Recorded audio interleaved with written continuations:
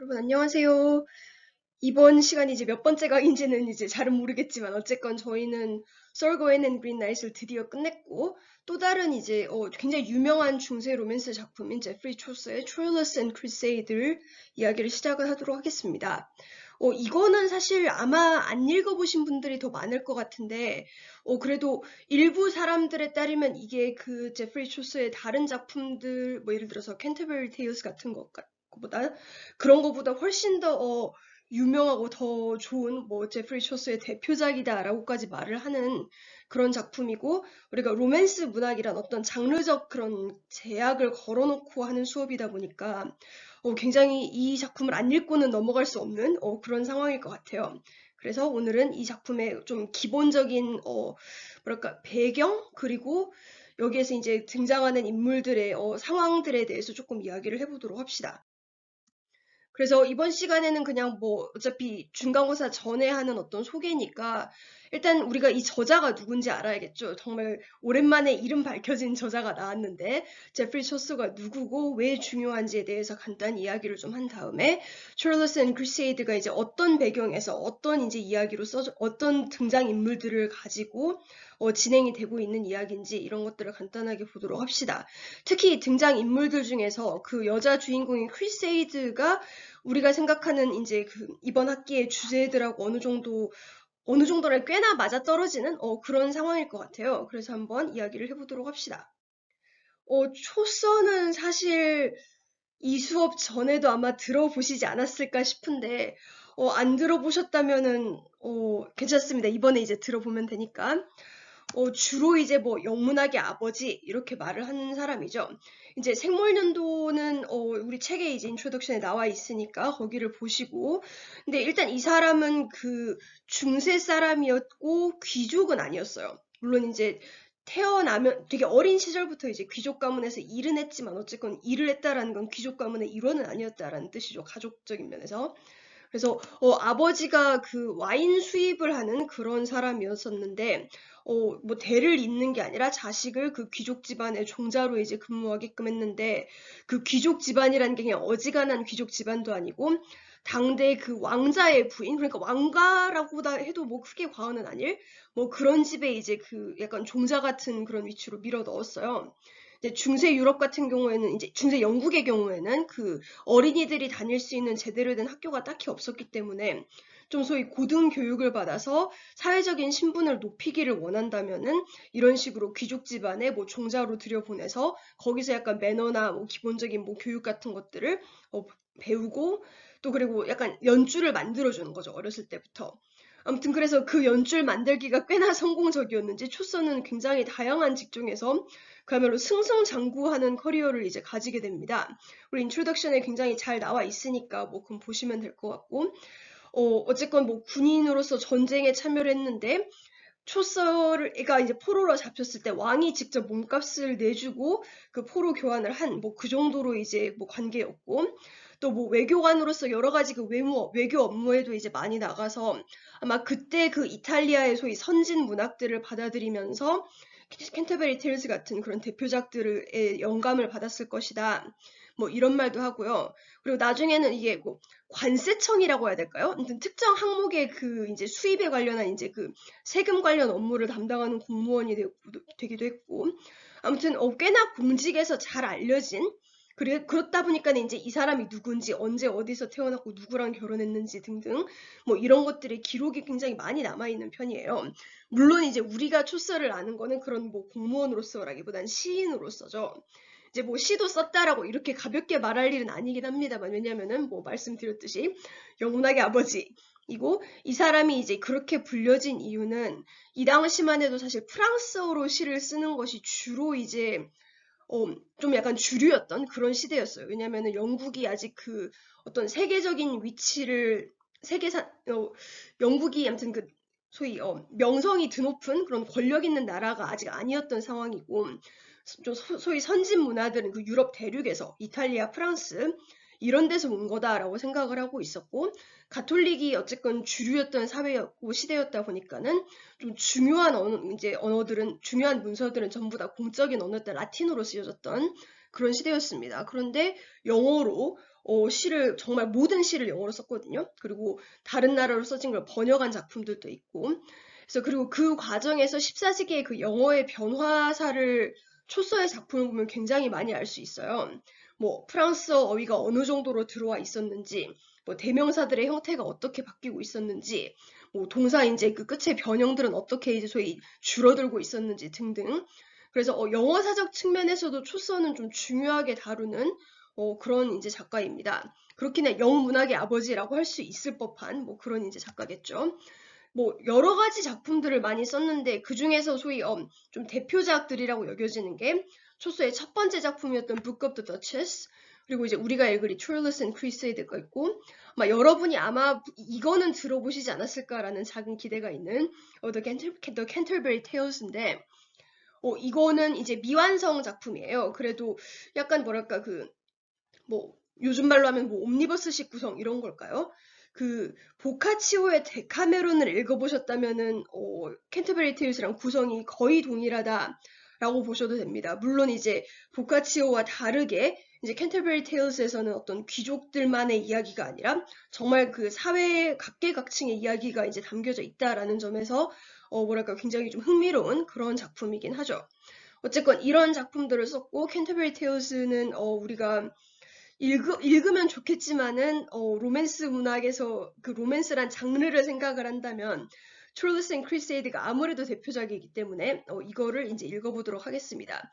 캔터베리 테일스와 다르게 트롤러스 앤 크리세이드는 이제 시작부터 끝까지 완결이 나 있고요.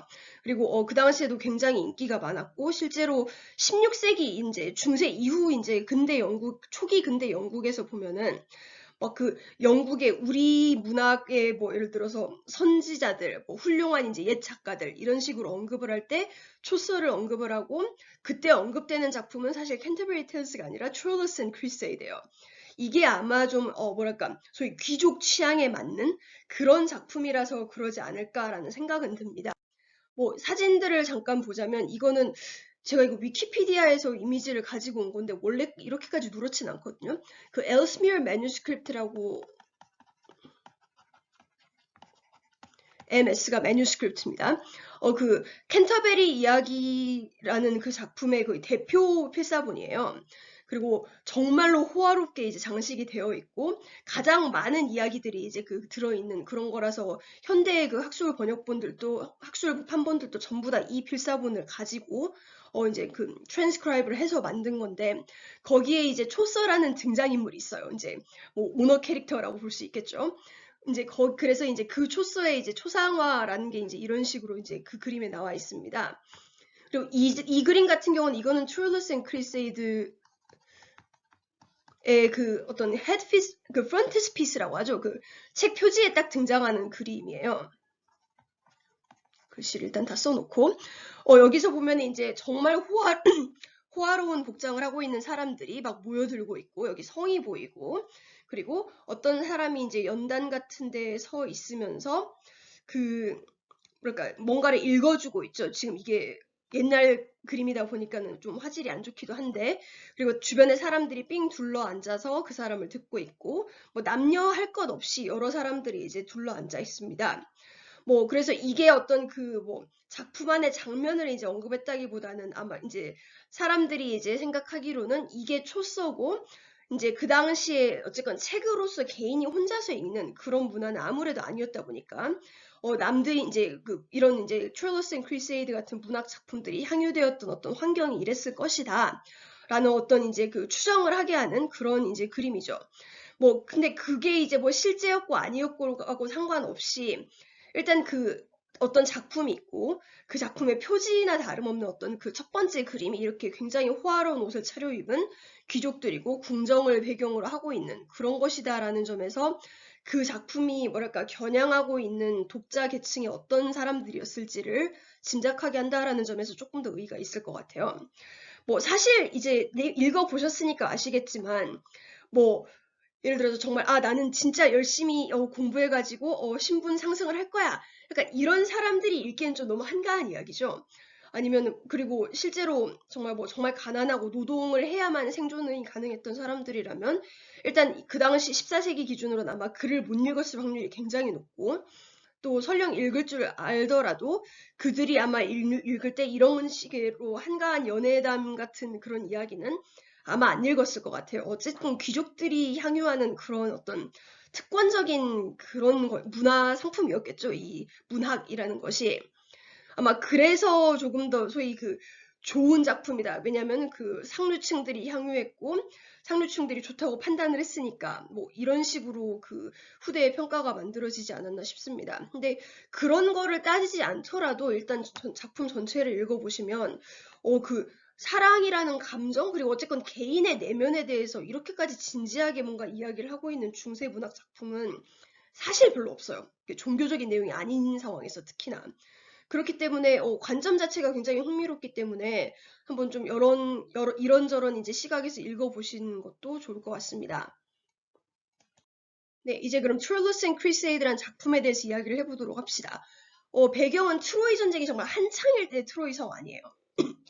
뭐 트로이 전쟁에 대한 이야기는 우리 Sir Gawain and Green Knight의 시작에서부터도 나왔듯이 뭐 어떤 전쟁인지 아시죠? 그리고 뭐 전쟁을 뭐 카테고리화할 정도로 제가 전쟁사에 대한 지식이 많지는 않습니다만 일단 그 트로이 전쟁은 공성전이었어요. 그러니까 트로이라는 이제 도시는 그 성문을 걸어 잠그고 그 수성을 하면 되는 상황이었고 그리스 연합군들은 이제 공격을 해야만 하는 그런 상황이라 그 뭐 어떻게 생각해 보면은 트로이 입장에서는 정말 그 피곤하고 힘든 그런 상황일 수도 있지만 또 바꿔 말하면은 그 성벽 안에서 존재하는 도시 사람들은 안전하다라고 믿었을 수도 있는 아무튼 그래서 좀 굉장히 좀 미묘한 그런 상황에 있는 그런 이제 때입니다.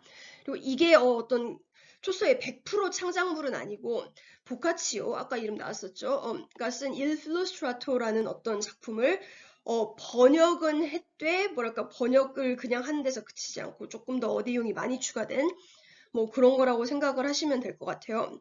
뭐 정말 간단한 줄거리라고 해놓고 이렇게 긴 문장들을 보여드리는 건 좀 죄송합니다만 어쨌건 트로일러스가 남자 주인공이고 크리세이드가 여자 주인공이에요. 트로일러스는 그 트로이의 왕 프리아무스의 아들이고 참고로 프리암은 아들이 굉장히 많습니다. 그 중에 한 명이에요. 트로일러스는. 그리고 크리세이드는 아버지가 그 트로이를 배신을 하고 왜냐하면 점쟁이였거든요. 아버지가. 그래서 점을 계산을 해본 결과 그 트로이가 망하겠구나 해가지고 그냥 이제 모국을 버리고 그리스 진영에 가서 붙어요. 그렇기 때문에 이제 배신자의 딸이 된 거죠. 크리세이드는. 그리고 이 작품에서는 그 남편이 없는 그런 사람으로 나오고 있고 어쨌건 트로일러스가 크리세이드를 보고 한눈에 반해서 사랑이 빠지고 그 사랑을 이제 계속 짝사랑으로 남을 수도 있었는데 이 판다루스라는 또 등장인물이 있어요. 남자 조연쯤 될까요? 근데 이제 이 사람이 그 크리세이드의 삼촌이고 트로일러스의 친구예요. 그래서 소위 그 사랑의 큐피드 역할을 해줍니다. 이게 이 사람의 그 큐피드 역할이 과연 도움이 됐을지는 모르겠는데 어쨌건 간에 그래서 어쨌건 간에 그 트로일러스랑 크리세이드는 소위 그 사랑을 이루고 약간 뭐 비밀 연애 같은 걸 하게 돼요.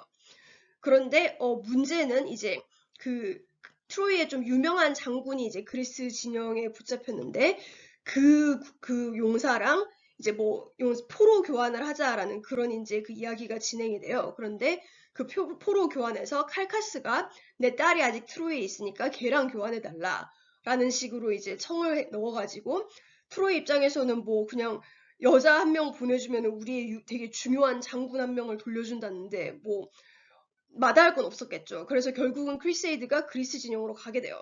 그리고 이제 크리세이드가 떠나면서 이제 트로일러스랑 같이 뭐 사랑을 이제 고백을 하면서 어떻게든 내가 꼭 돌아오겠다라고 말을 하지만은 사실 이게 전쟁 상황에서 그게 가능한 일은 사실 아니었겠죠. 그래서 뭐 그 맹세는 이루어지지 못했고 또 결국은 이제 크리세이드는 그 그리스 측에 있는 어떤 군인과 연인 관계가 돼요. 뭐 연인 관계가 얼마나 소위 그 자의적인 것이었을지 이제 우리가 나중에 판단해 볼 수도 있겠습니다만은 아무튼 그리고 그의 이제 절망한 트로일러스는 결국은 싸우다가 전쟁 중에 사망을 하는 그런 정말 꽉 닫힌 새드 엔딩 이야기입니다. 이런 상황에서 이제 저희는 이번 시간엔 좀 주로 이제 이번 시간 외 다른 시간에도 좀 그 사랑에 빠진 개인의 그 내면이라는 것을 좀 이제 생각을 해볼게요. 특히 내면, interiority라는 게 이 작품에서는 공간과 연계돼서 이제 설명이 되기 때문에 꽤나 흥미롭거든요. 예를 들어서 늘 이제 그 전쟁터에서의 모습, 내 집 밖에서의 모습, 그리고 집안, 가장 깊숙한 내 침실에서의 모습이, 그리고 각각의 공간에서 허용되는 마음의 표현들이 다 다른 그런 작품이라서 꽤나 흥미로운 그런 이제 진행들을 보여줍니다. 그래서 그런 좀 그 내면이라는 거에 초점을 두고 좀 이야기를 해보도록 할게요. 그리고 좀 더 이제 이거는 우리 수업의 그 SDGs 주제랑 좀 더 맞겠죠. 그 이제 전쟁이란 상황에서 어떤 그 크리세이드란 인물이 가지고 있는 그 특수한 어떤 상황의 문제점, 그리고 이제 그런 사람을 사랑하는 트루레스의 뭐 내적 고통, 뭐 이런 것들에 대해서 조금 이야기를 해보도록 합시다. 일단 트로이에서의 크리세이드의 모습은 우리가 읽었지만은 되게 뭐랄까 곤란한 상황이죠. 그냥 일단 뭐 아버지가 당장 배신을 했어요. 그래가지고 아버지가 이제 배신을 해가지고 정말 사람들이 난리가 났죠. 저 배신자의 남은 가족들을 다 처단해버리자, 약간 이런 식인데 꼭 그런 처단해버리자란 문화가 없더라도 전쟁 중에 아버지가 남의 그 적군에 가서 붙었다 이래버리면 솔직히 우리 입장이 어떻겠어요? 되게 정말 곤란하다가 되게 언더스테이트먼트겠죠. 게다가 이제 크리세이드는 과부로 나와요. 남편이 없는 사람으로. 그리고 뭐 자녀가 있는지 없는지는 모른다라고 이제 작품에 언급이 되어 있죠. 몇 페이지더라.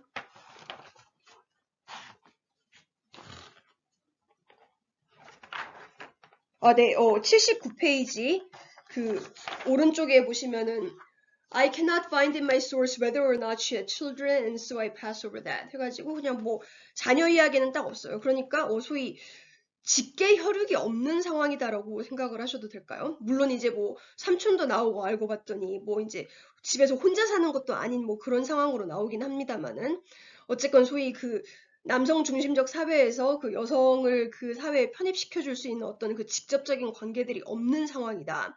라는 거를 조금 염두에 두시고 크리세이드에 대한 이야기를 읽어보시면 될 것 같아요. 이제 어느 정도로 소위 그 뭐랄까 좀 그 취약한 그런 상황인지 보신다면은 일단 전쟁 중이에요. 근데 이제 아빠가 배신을 했어요. 그리고 남편도 없어요. 그래가지고 어느 정도였냐면 it was said everywhere that Calchas had fled like a traitor and allied himself with the Greeks, and they determined to be avenged on him who had so treacherously broken faith, and he and all his family deserved to be burned at once, skin and bones. 라고 말을 하고 있습니다. 이거를 말하는 걸 깜빡했는데 참고로 이 작품은 그 시예요. 운문으로 쓰여진 건데 저희가 고른 번역본이 지금 이게 산문 번역인 겁니다. 그러니까 그 각진 괄호 안에 써져 있는 게 그 행번호라고 생각을 하시면 될 것 같아요. 어쨌건 이런 식으로 그 아버지의 그 행동으로 인해서 크리세이드는 굉장히 좀 위협을 당하는 그런 상황이 돼요. 그래가지고 어떤 정도냐면은 이제 이렇게 나오죠. She was both a widow and alone, without any friend to whom she dared to bemoan her sorrow. 라고 말을 하죠. 물론 이제 친구가 아예 없는 건 아니었다. 라고 이제 아예 없는 건 아니었다라는 게 나중에 드러나긴 합니다만은 여기서 친구는 좀 뭐랄까 나를 직접적으로 소위 지켜줄 수 있는 친구? 그 정도의 소위 힘이 있는 친구라고 생각을 하시면 좀 더 말이 될까요? 어쨌건 그 남편 없는 여성, 그리고 전쟁 상황, 게다가 아버지는 이제 배신자, 그리고 자긴 자식도 없음. 뭐 그러니까 소위 그 남편의 가문과의 어떤 연계를 뭐 주장할 수 있는 그런 상황도 아니라는 뜻일 수도 있겠죠. 그런 상황이다 보니까 이 사람은 이 트로이라는 이제 비록 아무리 이제 안은 평화로워 보일지라도 어쨌건 밖에서 정말로 오랜 시간 동안의 전쟁을 하고 있는 그런 상황에서 아버지가 적국으로 간 상황에서 어떻게 스스로를 지킬 수 있었을지 고민을 해볼 필요가 있겠죠. 그리고 우리 시에서는 어떤 식으로 크리세이드가 자기 자신의 그 안위를 보장받았는지가 나옵니다. 이제 그 안위를 보장받는 것도 조금 뭐랄까 그 민주사회에서 뭐랄까 모든 사람들은 이제 국가에 의해 모든 시민은 국가의 보호를 받는다. 뭐 이런 개념이 절대 아니라 그야말로 순수하게 호의를 구해야 되는 그런 상황이죠. 그래서 어떤 식으로 그리고 그 호의를 구하러 가냐면 크리세이드는 이제 그 과부의 복장을 하고 in a widow's flowing garment of dark silk, she fell down on her knees before Hector to excuse herself, and in a piteous voice and weeping tenderly, she begged for his mercy. 라고 말을 하고 있어요. 이제 어떻게 보면 결국 왕가의 도움을 받았으니까 뭐 결국 그 절대 이제 어떤 신분제 국가에서 뭐 도움을 받은 거니까 이제 안전을 확실하게 보장받았다라고 생각을 할 수는 있겠죠. 근데 어쨌건 이 도움을 받기 위해서 정말 그야말로 나는 너무 불쌍한 사람이다라는 걸 온몸으로 보여줘야 되는 그런 이제 과정을 거쳤죠. 뭐 과부의 복장을 하고 심지어 왕에게 직접까지도 못해요. 참고로 트로이 전쟁 당시 트로이 왕은 이제 프리암이었고 헥터는 뭐 헥토르 뭐 이렇게 말을 하긴 합니다만은 그 트로이의 뭐 첫째 왕자이자 그야말로 트로이 최고의 영웅, 모든 사람들이 좋아하는 사람 그런 식으로 이제 묘사가 돼 있어서 뭐 제대로 번지수를 맞게 찾아갔다라고도 볼 수 있지만 어쨌건 간에 왕이 아니라 왕자예요. 그리고 그런 첫째 왕자의 발 앞에 정말 무릎을 꿇고 애절한 목소리로 tenderly를 어떻게 번역을 해야 될까요? 뭐 나약하게? 부드럽게? 아무튼 뭐 tenderly하게 눈물을 흘리면서 그리고 자비를 구해요. 그러다 보니까 이 자비를 구한다, 뭐 이제 뭐 용서를 해달라라고 말을 했을 때 상대방이 용서 안 해주면 그냥 말짱 꽝이죠. 그대로 끌려가서 화형당할 수도 있는 상황이었던 거죠.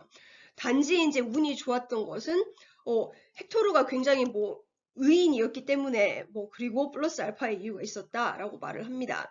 그 이니아드를 일리아드를 보시면은 그게 어쨌건 호메로스는 그리스 진영의 시인이다 보니까 그리스 편을 들 것 같은데 꼭 그렇진 않고 그 트로이에 대한 좋은 이야기를 굉장히 많이 해요. 특히 이제 헥토르를 그야말로 세상에 이런 영웅이 없었다 뭐 이런 식으로 이제 떠받드는데 그거는 모르겠어요. 서구 문명의 거의 모든 이제 뭐랄까 이제 관련해서 글을 쓴 모든 사람들이 약간 그렇게 트로이를 되게 좋아하고 트로이의 이제 대표 영웅인 헥토르를 되게 이제 존경하는 그런 내용들이 굉장히 많긴 합니다.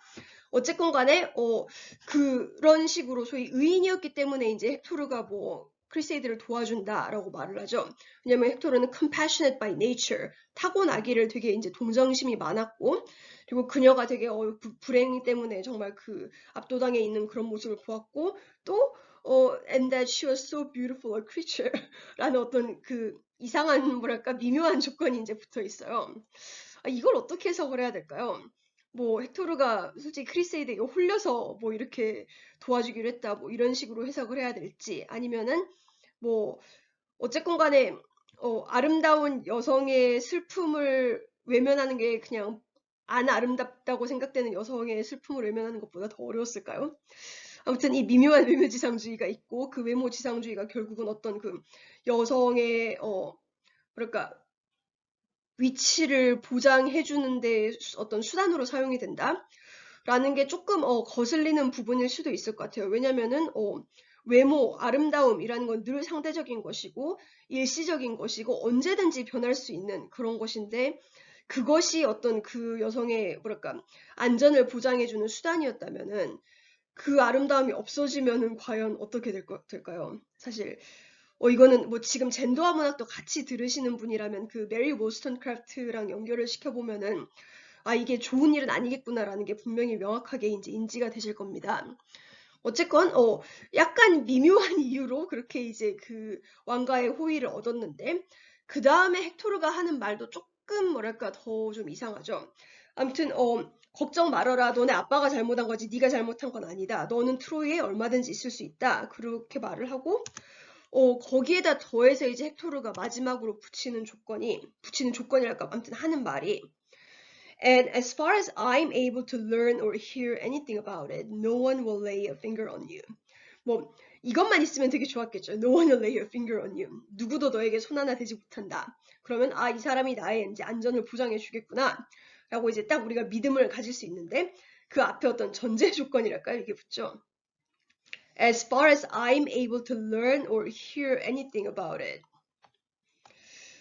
만약에 이제 헥토르가 그러면 이제 알지 못하고 관련해서 듣지 못한다면은 크리세이드는 뭐랄까 상해를 입을 수도 있는 걸까요? 아무튼 이제 되게 어떻게 이제 좀 아무튼 고민을 해봐야 될 문제일 것 같긴 해요. 왜냐면은 뭐 이게 뭐 예를 들어서 헥토르가 정말 모든 사람들의 이야기를 다 듣고 다 이제 알 수 있는 그 정도의 그 눈과 귀가 있는 사람이라면 뭐 당연히 이제 뭐 이게 믿음직한 어떤 약속일 수도 있겠지만은 우린 알잖아요. 인간이란 그 누구도 모든 것을 알 수 없다라는 거를. 그리고 특히나 이제 나중에 그 크리세이드랑 트루스가 거의 비밀 연애를 하기 때문에 정말로 헥토르는 몰랐던 것으로 이제 드러나는 상황입니다. 그러니까 헥토르가 모르는 데서 크리세이드는 얼마든지 그 뭐랄까 자신의 안위를 위협받을 수 있는 그런 상황이에요. 아무튼 이러다 보니까 이런 식으로 안전을 보장을 받았다라고 하면은 이게 과연 크리세이드의 행동에 영향을 안 미칠 수 있을까요? 우리 그 Sir Gawain and Green Knight에서 거웨인이 그 오트 데설트 성에 갔을 때도 그런 식의 약간 위치에 있었죠. 왜냐면 너무나도 큰 호의를 받으니까 거기 약간 좀 몸둘 바를 몰라서 되게 오바해서 막, 아, 당신이 하자는 대로 다 하겠습니다. 약간 이런 식으로 좀 그 자신의 호의, 자신이 받은 호의에 뭐랄까, 걸맞게 좀 행동을 해야 되는 약간 자기 검열의 그런 모습들이 보였는데, 애초에 여기서도 이제 크리세이드가 이런 식으로 호의를 얻어냈다면은 결국은 이제 그런 불쌍한 여성의 위치를 계속 이제 수행을 해야 될 수밖에 없겠죠. 뭐, 이제 이런 이야기까지 하면 좀 비약일 수도 있겠습니다만은 요즘 막 성범죄 같은 거에서 너무나도 그 피해자에게 피해자다움을 강요하는 그런 문화들이 아직도 정말로 짜증나게도 너무나도 많죠. 근데 마치 그런 식으로 이제 여기서는 크리세이드는 아마 그 소위 비련의 여인의 모습을 아마 강요당하게 될지도 모르겠습니다. 그리고 실제로 약간 그렇게 이제 강요당하는 듯 내지는 그런 식의 자기 검열을 하는 모습을 이제 크리세이드는 보이죠. 어쨌건 자기의 취약한 위치를 너무나도 잘 알고 있기 때문에 일단은 눈에 안 띄어야 된다라는 것이 이제 뭐랄까 크리세이드의 행동의 강령일 것 같아요. 그래서 이제 모든 사람들이 나서서 이제 하는 어떤 그 파티 같은 그런 축제 같은 그런 상황에서도 어쨌건 계속 과부의 복장을 이제 입고 있고 남들 뒤에 서 있는 그런 이제 상황이에요. 그 80페이지를 보시면은 이제 비록 이제 크리세이드는 뭐 여기서 미모에 대한 설명을 할 때 마치 알파벳의 첫 글자가 A인 것처럼 모든 사람 중에서 첫 번째로 아름다운 뭐 그런 여성이지만 그렇다고 해서 자신의 아름다움을 과시하는 그런 식의 복장과 행동을 할 수는 없는 그런 상황이죠. 그래서 이렇게 나와 있습니다. Yet she stood very humbly and quietly on her own, 혼자 있죠. In a little space behind her people and near the door, always in dread of being put to shame, simply dressed and gracious in expression and quite composed in look and manner. 라고 나와 있어요. 뭐 이게 뭐 크리세이드의 성격일 수도 있고 하지만 근데 지금 우리가 이 맥락을 봐서는 이게 성격이 아무리 약간 발랄하고 씩씩한 사람이더라도 이런 식으로 트로이에서의 거주가 허용이 된 사람이라면은 정말 조심할 수밖에 없겠다라는 생각은 우리가 할 수 있겠죠. 게다가 어쨌건 혼자서 굉장히 좀 그 humble and quiet하게 그리고 다른 사람들 뒤에 서 있어요. 그리고 뒤에 서 있으면서도 문 가까이 서 있다라고 나오죠. 나중에 이 작품을 꾸준히 읽으시면서 어떤 그 공간적인 배경에 대해서 생각을 해보시는 것도 되게 흥미로울 거예요. 이게 트로이라는 도시 안에서의 일이지만 그 안에서도 뭐 크리세이드의 집, 뭐 트룰러스의 집, 트룰러스의 방, 트룰러스의 방 안에 딸려있는 뭐 곁방, 아무튼 이런 식으로 어떤 실내 공간에서 뭔가가 일어나는 일들이 되게 많아요. 근데 어쨌건 그런 식으로 늘 어떤 깊은 내실, 그보다 더 깊은 내실이 존재하고 방 안과 방 밖, 집 안과 집 밖이 좀 구별이 되어 있고 각각의 공간에서 우리가 수행할 수 있는 행동들이 뭔가 정해져 있는 것처럼 보이고 이 작품 안에서는 또 무엇보다 이제 작품의 배경인 트로이 역시 어떤 성벽에 둘러싸인 도시국가죠. 이런 식으로서 이 안과 밖의 경계가 건물로서 이 작품에서는 가시화되고 있어요. 그리고 크리세이드 같은 경우는 그 아버지가 그 성벽, 트로이라는 도시라는 그 경계 밖으로 나가버린 그런 상황이죠. 이제 자기 자신은 결국 이제 이런 식으로 보면 이제 뭐 크리세이드 자기 자신은 어쨌건 간에 아버지를 따라서 같이 그 경계 밖으로 나가진 않았지만 다른 사람들과 함께 어울러져 있지 못하고 그럼 바깥 경계 바깥의 이제 장소로 통하는 그 문이라는 공간 안에서 이제 공간에 좀 더 가까이 크리세이드가 서 있는 걸 보면은 어쨌건 간에 이 사람 그 중심 사회에서는 분명히 겉돌고 있고 바깥으로 언제든지 나가거나 추방당할 수 있구나라는 그런 이제 의심을 우리가 하게 되죠. 네, 이제 그럼 이런 크리세이드에게 반해서 사랑에 빠진 이제 트롤러스에 대해서 이야기를 해봅시다. 뭐 사랑에 빠지는 순간에 대해서는 사실 이 작품에서 굉장히 많이 이제 언급이 돼 있긴 하는데 뭐 그냥 이게 뭐 흔한 표현이다, 뭐 흔해 빠진 표현이다라고 생각을 할 수도 있겠고, 전혀 다른 좀 이제 느낌으로 생각을 하실 수도 있을 것 같아요. 뭐 큐피드의 화살 이런 이야기는 우리가 되게 많이 들었죠. 뭐 큐피드라는 어떤 사랑의 신이 그 화살을 쏴가지고 이제 사람을 맞춰가지고 그로 인해서 소위 사랑이 시작된다라는 그런 말들은 뭐 우리가 굉장히 익숙하게 지금도 많이 쓰고 있는 그런 표현인데 일단 이 작품의 그 특수한 상황과 그런 묘사들에서 보면은 그게 그렇게 막 귀여운 애기가 막 날개 달린 애기가 막 장난감 화살 같은 걸 쏜다 이런 좀 아기자기한 느낌은 아닌 것 같아요. 일단 전쟁을 하고 있는 상황에서 그 마치 트룰러스가 사랑의 신을 깔보았기 때문에 그 사랑의 신이 열받아가지고 복수 내지는 공격을 하는 것처럼 묘사가 되어 있죠.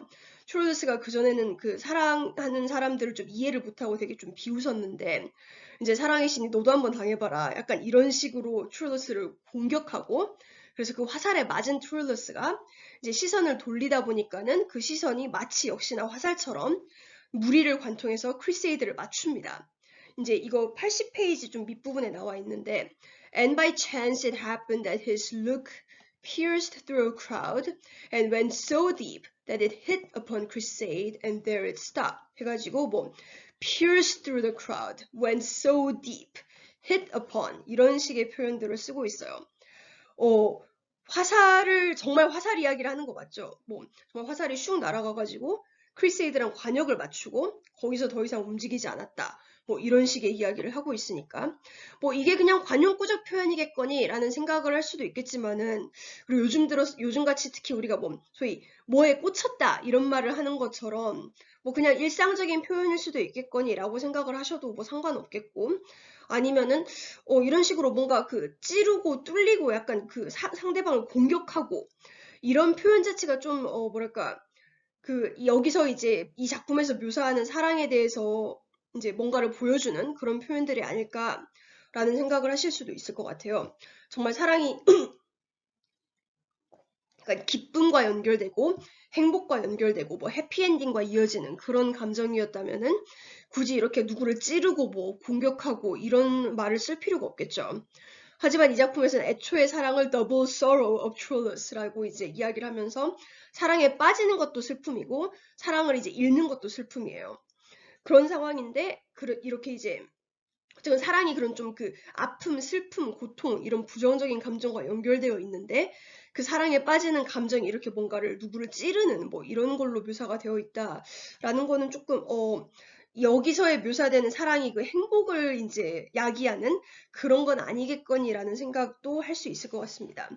사실 뭔가 드라마라면은 뭐 남자 주인공과 여자 주인공이 처음 만나가지고 첫눈에 사랑에 빠지는 그 순간이라면 뭐 하다못해 약간 벚꽃잎 이런 거 날아가고 뭐 약간 샤랄랄라 이런 음악도 막 나오고 좀 뽀송뽀송한 그런 조명도 쓰고 그래야 되는데 그런 거 별로 없이 정말 과부의 복장을 하고 남들과 동떨어져 있는 여성을 보고 그 시선이 꽂히는 걸 정말로 꽂히는 것처럼 화살이 날아가서 찌르는 것처럼 그렇게 묘사를 하고 있어요. 어쨌건 그런 식으로 소위 시선이 꽂힌 트룰러스는 크리세이드를 관찰하면서 정말 더 큰 사랑, 더 큰 욕망을 키우게 되죠. 그래가지고 이제 그런 식으로 자기가 보면서 점점 이제 스스로 그 고통스러운 사랑에 이제 계속 빠지게 돼요. 그리고 또 조금 신기하다 내지는 좀 이상하다 싶은 게 이제 사실 여기서는 트룰러스가 자기 자신을 보고 있는 줄도 모르죠. 그래서 그 트룰러스가 이제 크리세이드를 볼 때 그냥 크리세이드를 그야말로 관찰을 하고 있는 그런 상황이에요. 그리고 크리세이드는 그 시선을 트롤러스에게 돌리고 있지 않는 그런 상황입니다. 그래서 뭐 이제 81페이지 좌측 상단에 And from her looks there began to arise in him so great a desire and such affection that his fixed and deep impression of her pierced to the bottom of her heart. 이제 소위 시선에서부터 심장으로 이어지는 그거는 이제 어떤 내용인지 각주에 나와 있고 여기 각주까지 다 복사돼 있으니까 그것도 보세요. 있는데 여기서 보면은 이제 her looks라는 게 Turles Crusade의 시선이 아니라 그냥 외관, 태도, 모습 이렇게 해석을 해야 맞으실 거예요. 그런데 이제 이런 식으로 크리세이드는 트롤러스가 자기를 보고 있는 줄도 모르는데 마치 이제 그런 식으로 아무것도 모르는 상태의 크리세이드가 트롤러스에게 사랑이라는 감정을 뭐 야기했다. 그래서 이 트롤러스가 가지게 된 이 더블 소로 중에 한 더블 소로가 크리세이드의 어떤 책임도 있다. 이런 식으로 말하는 것 같은 그런 대목도 나와요. 그래가지고 See, he who considered himself so knowledgeable, who scorned those who suffer the pains of love, was quite unaware that love dwelt within the ethereal beams of her eyes, so that it suddenly seemed to him that, just with her look, he felt the vital spirit in his heart die. 해가지고 사랑이 마치 크리세이드의 눈에, 시선에 이제 있었다라고 말을 해가지고 짝사랑의 동기가 짝사랑하는 사람의 내면이 아니라 어떤 짝사랑하는 대상에서부터 이제 시작됐다라고 말을 하고 있어요. 이거에 대해서 우리가 어떻게 해석을 해야 될지, 이게 좀 문제시할 여지는 없는지 뭐 생각을 해볼 필요는 있을 것 같습니다. 아무튼 이 작품에선 이제 아무튼 그렇게 어떻게 보면 공격적일 수도 있는 표현으로 시작된 이 사랑인데 그 사랑은 정작 뭐랄까 남들 앞에서 드러내면 안 되는 굉장히 내면적이고 사적인 그런 것으로 이제 묘사가 되죠. 뭐 이 작품에서 굉장히 두드러지는 어떤 것 중에 하나예요. 소위 대외적인 어떤 얼굴과 내면의 고통이 정말 큰 간극이 있는, 그래서 인간 내면 감정에 대한 묘사가 굉장히 철저한 그런 작품인데 어쨌건 이 사랑이란 감정도 누구에게 드러내서는 안 되는 굉장히 사적인 그런 것으로 이제 표현이 돼 있어요. 그래서 뭐 트룰러스는 이제 그동안 이제 자신이 비웃었던 연인들에 대해서 정말 연인들을 비웃었던 것에 대해서 후회를 하고 이제 그래서 자기의 궁전으로 돌아가죠. He returned immediately to his palace라고 나오고 궁전에서만 있는 게 아니라 뭐 he was alone in his room 해가지고 자기 방에 혼자 있을 때야 비로소 소위 좀 끙끙대면서 이제 감정을 표현을 하게 됩니다. 뭐 이제 그동안 내내 얼굴에는 티를 내지 않고 있었어요. He neither revealed by his expression or said a word about his desire or why he was standing there like that. Expression, word 전부 다 다른 사람들이 관찰하고 들을 수 있는 그런 거죠. 그런 걸로는 티를 하나도 내지 않고 있어요. 그리고 방에서 혼자 있었을 때 alone in his room 이라고 이제 나왔을 때야말로 그때 이제 침대 발치에 주저앉아가지고 한숨부터 쉬기 시작하죠. 이때부터 이제 그야말로 구르게 되는데, 아무튼 그렇게 남들 앞에서 소위 나도 사랑에 빠졌어 라고 이제 티를 내는 게 뭐 잘못된 건 아닐 것 같지만 어쨌건 간에 이렇게 숨겨야 되는 그런 감정으로 묘사가 됩니다. 그리고 무엇보다 이제 왜 이렇게 묘사가 되는지를 이제 보시면은 나중에 트롤러스가 81페이지 우측 하단에 보시면은 He thus decided to pursue the art of love라고 나오면서 뭐 사랑의 소위 기술, 사랑의 뭐 기교, 사랑이라는 어떤 장르, 뭐 예술 이런 것들을 이제 실천하기로 결심을 하면서도 결국은 자기 감정을 숨기겠다라고 생각을 하죠. 왜냐면은 소위 널리 알려진 사랑은 결국은 안 좋은 결과를 가져온다라고 말을 하고 있어요. 왜일까요? 왜 이렇게 생각을 할까요? 그리고 이런 생각이 결국은 이들의 내지는 트롤러스의 사랑에 어떤 소위 영향을 미칠까요? 이거는 이제 작품을 꾸준히 읽으면서 계속 이제 답을 하도록 생각을 해봅시다. 왜냐면은 마치 이 작품은 애초에 사랑이라는 게 늘 짝사랑만 있고 고통스럽고 슬프고 결국은 안 좋게 끝나는 게 명확한 뭐 이런 감정으로 묘사가 되고 있거든요. 이제 왜일지에 대해서는 우리 중간고사 개운하게 보고 나서 꾸준히 이제 생각을 해보도록 합시다. 아무튼 시작 자체가 사실 뭐 트롤러스의 이중의 슬픔, 뭐 Double Sorrows of Troilus 라고 말을 하고 있기 때문에 이거는 뭐 그 사랑에 빠지는 것도 하나의 슬픔이고 사랑이 실패하는 것도 하나의 이제 슬픔이다라고 말을 했으니까 뭐 사랑에 대해서 뭐 사랑이란 너무 좋은 거야, 뭐 사랑은 세상을 구원할 거야 이런 말은 안 하겠거니라는 생각은 우리가 할 수 있겠죠. 뭐 당장 뭐 더블 sorrow라고 슬픔, 고통 이런 것들로 이제 묘사되는 거는 뭐 너무 많이 나와서 굳이 이제 언급을 더 안 해도 될 것 같은데 그리고 그리고 또 하나 이제 사랑에 대한 이제 이 작품의 묘사 중에서는 이것이 어떤 운명적인 것이고 인간의 힘으로는 감히 거스를 수도 없는 그런 것이라고 이제 나오죠. 뭐 God of Love라고 해가지고 뭐 사랑의 신이라는 존재가 있는데 신이 있다면은 인간은 사실 신에 비해서는 절대로 신에 비해서는 늘 취약할 수밖에 없고 신이 어떤 뜻을 이제 내세우기로 결심했다면 인간은 거기에 반항할 수 없는 그런 존재죠. 정말 운명 같은 그런 이제 것으로 묘사가 됩니다. 사랑이. 그래서 이런 말도 나오죠. For it was always so and it will always happen that love can blind everything because no man may abolish the law of nature 해가지고 사랑이란 것이 마치 뭐 자연의 법칙처럼 당연한 것이고 인간의 힘으로는 감히 거스를 수도 없는 그런 것인 것처럼 나옵니다. 그리고 아까 말했던 건데 사랑에 빠진 사람에게서 비롯된 감정이 아니라 그 사랑에 빠진 사람이 사랑하게 된 대상에서부터 비롯된 무언가다라고도 이제 이야기를 하고 있어요. 그래서 여기 이제 아까 말했던 내용인데 그녀의 이제 크리세이드의 시선만으로 이제 크리세이드가 시선이랍니다. 외모만으로도 트롤러스가 되게 고통스러워하고 정말로 이제 심장이 정말 꽉 사로잡히고 뭐 이런 식의 묘사가 나와요. 이게 뭐 이제 워낙에 소위 사랑이라는 감정이 되게 폭력으로 진행이 되는 경우가 굉장히 많잖아요. 그런데 이제 마치 크리세이드가 잘못을, 그런 폭력을 스스로 불러온, 스스로 야기한, 뭐, she asked for it, 뭐 약간 이런 식의 느낌의 어떤 이야기들도 조금 나와서 약간 불편한, 그런 이제 느낌도 있습니다. 아무튼, 뭐, 소위 사랑이란 무엇일까에 대해서 좀 고민을 우리가 해봐야 될 것 같고요. 그리고 이제 또 하나 거슬리는 점, 이건 제가 제일 거슬렸던 점인데, he does decide to pursue the art of love라고 해가지고, 이걸 뭐 저는 기술, 뭐 기교, 이런 걸로 표현을 했습니다만, 아무튼 그냥 사랑이라는 감정에 충실하겠다가 아니라 사랑이라는 뭐 기교를 부려보겠다, 아니면 사랑의 기술을 발휘해보겠다, 라고 마치 어떤 특정한 정해져 있는 그런 포뮬라가 있고 그거를 따라야 되는 뭐 그런 것처럼 이제 묘사가 되고 있어요. 그래서 뭐 사랑이란 게 굉장히 내면적인 것이고 사적인 것이기도 하지만 그거를 이제 따를 때는 그거를 이제 뭐 소위 실현할 때는 내면적인 솔직한 자유로운 그런 표현이 아니라 어떤 기교에 맞춘 기술에 따른 그런 것들을 그런 식으로 행동을 해야 된다. 라는 그런 뉘앙스도 있어요. 그래서 결국은 이런 식으로 표현이 되는 감정이 뭐 소위 우리가 생각할 때 진실한 사랑일 것인가 라는 좀 의문도 가질 수는 있을 것 같아요. 아무튼 이것도 우리가 꾸준히 읽으면서 답을 찾아보도록 합시다. 이제 우리는 궁정식 사랑에 대해서 이제 이미 많이 배웠으니까 소위 이런 기교로서의 사랑에서 조금 더 덜 거부감 있게 받아들이셨을 수도 있을 것 같아요. 뭐 정말 트롤러스는 그야말로 그런 식의 책에 나오는 대로 사랑을 하죠.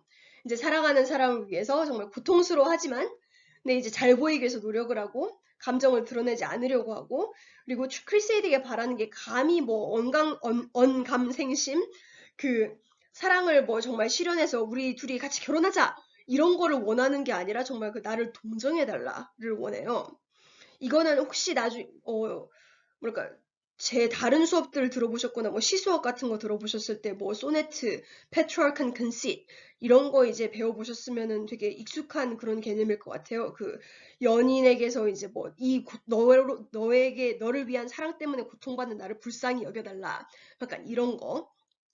아무튼 그래서 트롤러스는 그런 식으로 자신의 감정을 솔직하게 드러내는 대신에 그냥 뭐 명성을 이제 드높이는 그런 행동을 합니다. 그리고 그 동기는 사실 정말로 그리스랑 이제 전쟁을 할 때 정말 적극적으로 싸워서 정말 그야말로 무용을 발휘하는데 그 과정이 그리스 사람들을 싫어해서가 아니라 도시를 구하기 위해서 그런 것도 아니라 정말 to please her better because of his renown이라고 나와요. 뭐 비록 이제 동기는 잘못됐지만 어쨌건 결과는 굉장히 좀 좋은 뭐 그런 거라고 생각을 할 수도 있을 것 같아요. 근데 이제 그런 상황에서 이제 계속 그 트롤러스는 자기 감정을 이제 남들에게 안 드러내려고 하죠. 비록 뭐 노래까지 지어 부르고 그런 식이지만. 왜냐하면은 그 이유는 이제 83페이지에 나오는데 For if my hidden sorrow should be widely talked about, I shall be mocked 1,000 times more than that fool whose folly men make rhymes about. 해가지고 여기 이 바보가 누군지는 정확히 밝혀져 있지 않다라고 나오고 있지만 어쨌건 간에 트롤러스가 지금 그 감정을 드러내기 이제 꺼려하는 그 이유가 이제 내가 비웃음 당할까봐 예요. 이거에 대해서는 어떻게 생각을 하셨을까요?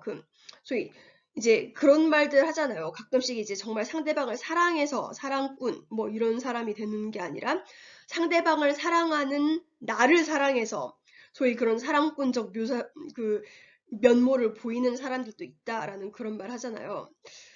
궁정식 사랑처럼 굉장히 뭐랄까 규범이 정해져 있는 그런 사랑이 그렇게 뭐랄까 상대방을 배려하고 존중하는 그런 사랑일지 아니면은 소위 그 상대방을 배려하고 존중하고 상대방을 섬기는 나에 대한 사랑일지는 조금 우리가 고민을 해볼 필요는 있을 것 같아요. 뭐 물론 그렇다고 해서 트루더스 얘 사랑은 가짜야 라는 말을 할 수는 없겠지만 어쨌건 좀 생각을 해볼 여지는 좀 있겠죠. 게다가 일단 그 크리세이드가 처한 위치 자체가 지금 이 상황이 너무 좀 크리세이드 입장에서는 좀 안 좋잖아요. 굉장히 취약한 상황이고 정말 모든 행동거지를 조심할 수밖에 없는 그런 이제 상황이 만들어졌는데 트로이의 그 첫째 왕자에게 그야말로 읍소를 해가지고 얻어낸 그 뭐랄까 안전과 평화가 그 트로이의 또 다른 왕자와 이제 눈이 맞아서 연애를 해가지고 만약에 잘못 좀 안 좋게 깨지면은 되게 그 평화 자체도 위협을 받을 수 있는 그런 고민을 안 할 수는 없는 상황이죠. 그리고 이 작품은 그런 고민을 하는 크리세이드의 내면도 나중에 보여줍니다. 이거는 우리가 중간고사 이후에 좀 더 꾸준히 생각을 해보면서 작품에 대해서 그리고 뭐 전쟁이라는 그 상황 안에서 사회의 주류에 편입되지 못한 이들의 위치 뭐 이런 것들에 대한 이야기까지도 이어나갈 수 있을 것 같아요. 이제 중간고사라는 것에 대해서 좀 이야기를 할 필요가 있겠는데, 이번 이제 강의 끝에. 일단 이 작품에 대해서는 중간고사 이후에 어디까지 읽을지 이런 것도 다 따로 공지를 드릴게요. 일단 우리가 목요일과 화요일이 공휴일이에요. 그래서 그때는 그냥 이제 동영상 업로드는 없지만 우리가 이제 수요일에 2시부터 4시 반에 중간고사 Q&A가 있을 거예요. 뭐 질문이 있으시면은 그 공지사항 중간고사 공지 처음 올렸던 그 동영상 댓글에다가 달아주시면 제가 이 시간에 그냥 아예 딱 그 로그인 해가지고 컴퓨터 앞에 앉아서 계속 새로 고침을 하면서 질문이 올라오는 대로 바로바로 답을 드리도록 노력을 하겠습니다. 이제 그 구글 클래스룸 댓글을 쓰기가 좀 불편하신 상황이라면은 이메일을 보내주시면 제가 역시나 즉각적으로 이 시간 안에 답변을 드리도록 노력을 할 거고요. 설령 나는 질문이 없더라도 다른 사람들이 어떤 질문을 하는지를 보면서 내 생각을 좀 넓힐 수 있으니까 이 시간 중에 꼭 그 구글 클래스룸에 로그인을 하셔가지고 어떤 질문들이 올라오는지 한번 보시는 게 좋을 것 같아요. 그리고 설령 이제 구글 클래스룸까지 안 오시더라도 이 기간 동안에 이 캠퍼스에서 제가 소위 가짜 시험을 하나 만들어 놓을 거예요. 뭐 진짜 문제도 아니고 정말 약간 뻘소리 같은 뭐 그런 것들일 텐데 그 테스트용 중간고사고 이게 시스템이 잘 작동을 하는지를 좀 보려는 그런 이제 연습이니까 그 시간 동안에 꼭 이제 이 캠퍼스에 로그인을 하셔가지고 확인을 해보세요. 그래서 어떤 인터페이스로 진행이 되는지를 좀 이제 미리 좀 익숙하게 숙지를 해 놓으시면은 나중에 시험 볼 때 크게 당황하지 않으실 것 같아요. 그리고 혹시나 뭐 로그인에 문제가 있었다. 나는 아무래도 로그인이 안 된다. 뭐 시험을 클릭했는데 정말 아무것도 안 떴다. 뭐 이런 뭐 소위 문제가 있다면은 저한테 바로 연락을 주시면은 무슨 일인지 좀 확인을 해보고 예를 들어서 굉장히 많은 학생들이 그 접속에 어려움을 겪었다라고 하면은 시험에 뭐랄까 시험 보는 장소 인터페이스 자체를 바꿔야 될 수도 있으니까 저에게 빠른 피드백을 주시면 고마울 것 같고요.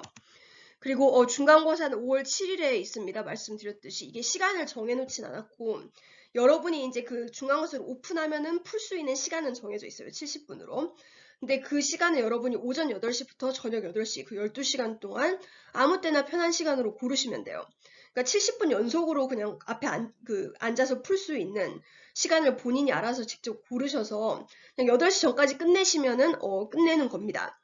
그러니까 뭐 그냥 편하게 이제 오픈북이니까 너무 어려워하지 마시고, 근데 오픈북이라고 했다고 해서 막 인터넷에서 검색해가지고 답을 갖다 붙이는 그런 좀 뭐랄까 게으른 짓은 하지 말고 그냥 뭐가 됐든지 간에 스스로의 생각을 좀 써주세요. 왜냐면은 우리는 절대평가를 하니까 남들과 비교해서 더 우수한 생각일 필요가 없어요. 나에게 최선을 다하면 됩니다. 그러니까 여러분 스스로의 그 학습에 최선을 다해 주시면은 그만큼의 대가는 받아가실 거라고 저는 믿어 의심치 않을게요. 그리고 동영상은 이제 그 시험 보는 중에 뭐 동영상 막 찾아가면서 보면서 쓰면은 분명히 70분 안에 다 못 푸실 거거든요. 그래서 전날부터 그냥 이제 비공개로 전환을 할 거니까 미리 이제 밀리셨다면 미리미리 보시고 뭐 공휴일 있으니까 그때 보셔도 되겠죠. 그리고 이제 중간고사는 오픈북으로 편안한 마음으로 오전 8시부터 저녁 8시까지 편한 시간 골라서 푸시면 될 것 같습니다. 네, 오늘은 여기까지고요. 다들 우리 아직 사회적 거리두기 안 끝났죠? 다들 어지간하면 사람 많은 데 가지 마시고 집에서 열심히 트롤러스 앤 크리세이드 같은 훌륭한 작품들을 읽으면서 내지는 다른 뭐 일리아드나 오디세이 같은 그동안 맨날 박환희 교수님이 읽으라고 했는데 내가 안 읽었던 그런 작품들을 골라 읽으면서 즐거운 이제 한 주를 보내시기 바랍니다. 말을 많이 했더니 목이 좀 가려고 하네요. 네, 아무튼 다들 건강 조심하시고 우리 일단 수요일 Q&A 시간에 그리고 목요일 중간고사 때 다시 만나도록 합시다. 수고하셨습니다.